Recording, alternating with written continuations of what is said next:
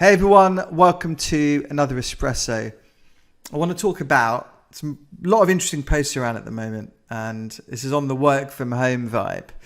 And I wanted to read a few posts here. Well, one post. There's an interesting one around work from home. Is quite literally the worst thing that could ever happen to anyone. And so this person puts forward some interesting perspectives, which I have heard a lot, many times from many different people. And it's interesting, both from people that are on teams and also people that are in the workforce and just talking generally about work from home. And it's really interesting. And this person's like, do not let work from home ruin your life and career.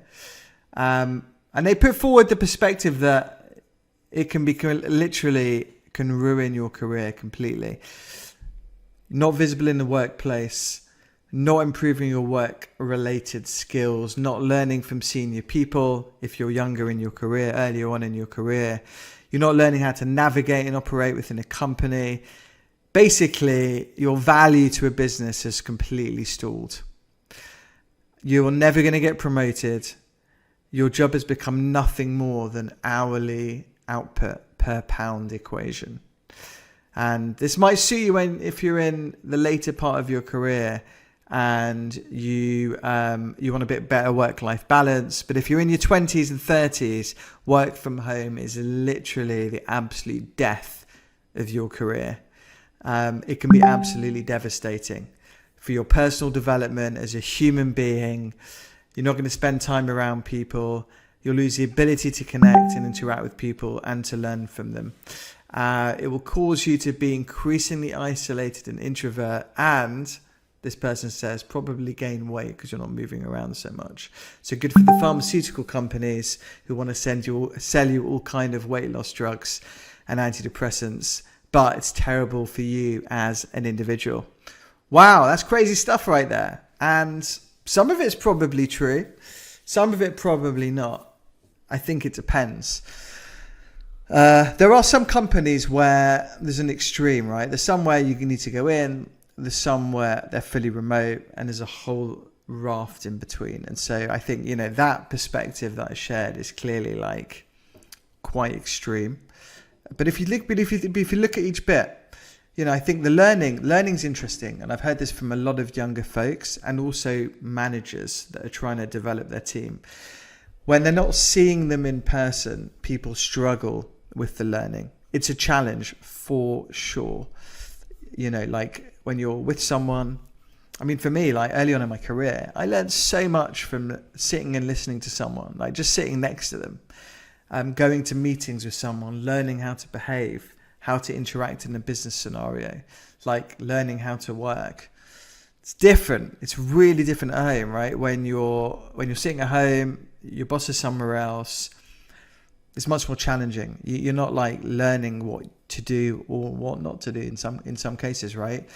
Just watching someone like operate, someone like excellent, like just someone at the top of their game, how they're operating, how they're working, how they're organizing themselves, how they're interacting with people. You do miss that. You miss that from being at home. So the learning has to be way more thoughtful and considered and intentional. So if you're operating in a fully remote environment or flexible working when you're in some days and not, as an individual, like be proactive with your learning, like seek learning opportunities and organize conversations with people that you really regard in your firm and all of that stuff. Super important. The onus is a little bit more on you as the individual. Like go seek out those learning opportunities. If you're a manager and you've got a team and they're all over the place and they're at different stages of their development and you don't see them very much, you've got to be on it with the learning and development and really intentional about it, because they're not sitting next to you and listening to you. And we have that. We are a fully remote firm. We have people at different stages of their career. And I have to be way more thoughtful and intentional about learning opportunities than I would have to do if I was in an office, probably. Although it's still great. But, just we're fully remote. People are all over the place. We've got to be really thoughtful and intentional about it. And we have been, and we're trying to be better, and we're trying to do more stuff. And it's really important. So that's the learning. Promotion is interesting. This has been something that I've heard since before COVID, is if you're not present sitting next to your boss, but your team member is, who do you think the manager is going to promote? Now, we'd like to think the person that's like producing the best. Maybe that's not always the case. This is the perspective that some people put forward, and you get passed over for promotion. That your boss and the other teammate have become really good friends because they're sitting next to each other. They're sharing like private jokes. They've got some shared experiences and stuff. Maybe your manager hasn't been so great at organizing digital stuff and including you in all of these things. So you're missing out on that. So when it comes for promotion, even though you've been like the best, performed the best, there's this human thing of like, maybe you get passed over. Maybe not, but maybe. And you might feel you're getting passed over. Maybe you haven't done. You may feel that you're better than your team member, and your team member got the promotion and you didn't. So you can write it down to whatever. So, but there is that. And so I think companies need to make sure they're measuring for output, for sure. And managers need to because we're human, try and remove any bias that they might have because they sit next to this person. So that might happen. And also I think Dell, and correct me if I'm wrong, I'm pretty sure Dell have said that you won't be promoted unless you come back to an office. So that's quite interesting as well. Just to sum up a little thing around this, that if you're younger, earlier on in your career, 20s and 30s, it's a time to learn. And whatever environment you find yourself in, seek out the learning opportunities. I think if you join a firm where there's an office and people go to it, so much value in you going in.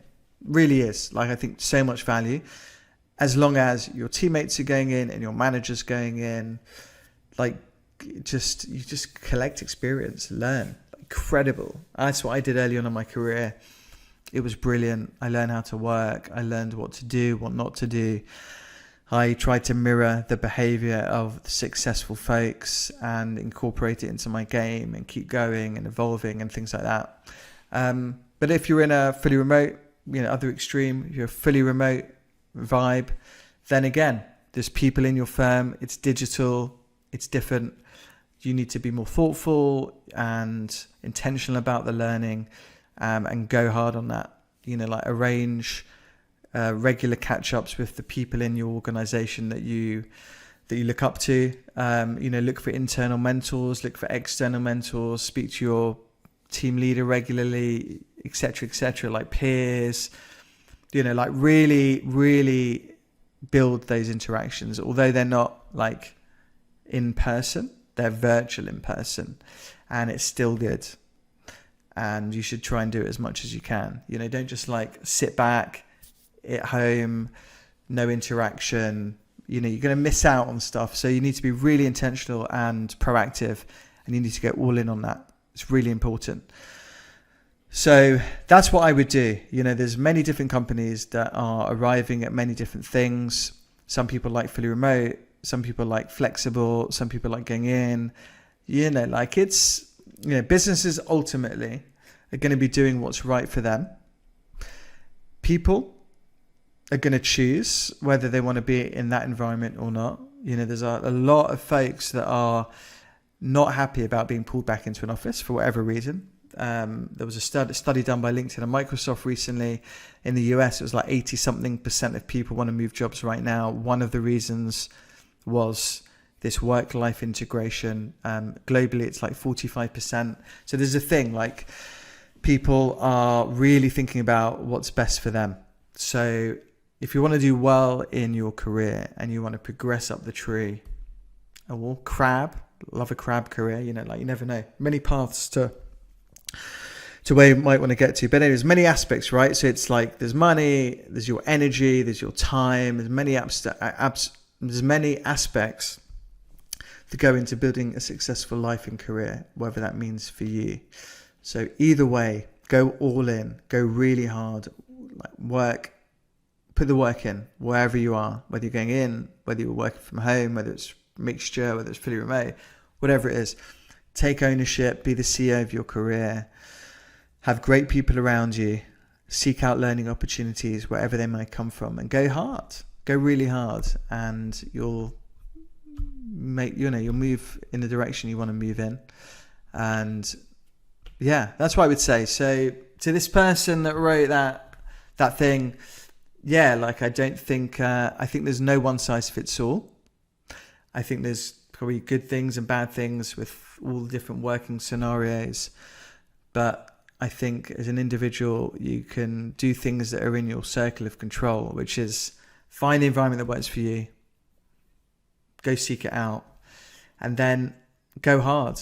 Put effort in. Turn up on time. I call it a great ground game. Like, turn up on time, put effort in, seek out learning opportunities, do the best you can, learn, keep moving forward, one step in front of the other. All of those things. That's what you can control. And there's a few things outside of your circle of control that you can't control.